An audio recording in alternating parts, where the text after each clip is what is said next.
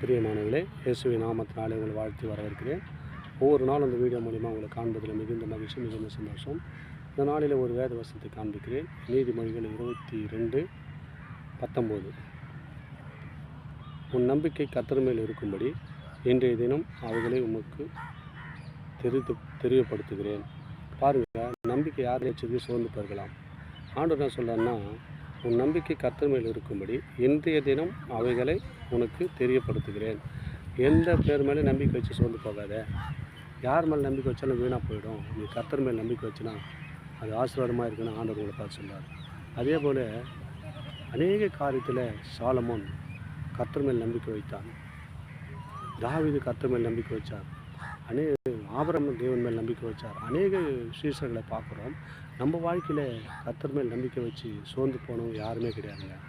நம்ம அநேகர் மேல் நம்பிக்கை வைத்து சோர்ந்து போயிருக்கிறோம். இந்த நாளிலே ஆண்டவர் உங்களை பார்த்து சொல்கிறாரு, இன்றைய தினம் யார் மேல் நம்பிக்கை வைக்கணும்?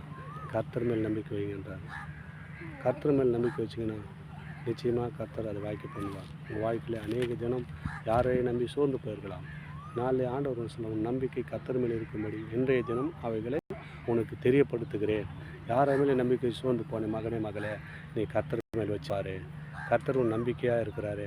உன் அரணா கோட்டையாக இருந்து உங்களை எல்லா விதத்திலிருந்து விடுவித்து காத்து வழிநடத்த வல்லவராக இருக்கிறார்.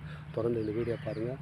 வீடியோ பார்த்தா மட்டும் போதாது, சப்ஸ்கிரைப் பண்ணி பாருங்கள். தேவன் உங்களுக்கு பிரயோஜனமாகவும் தேவனுடைய நாமத்தை மையப்படுத்த ஏதுவாக இருக்கும். ஆமேன். God bless you.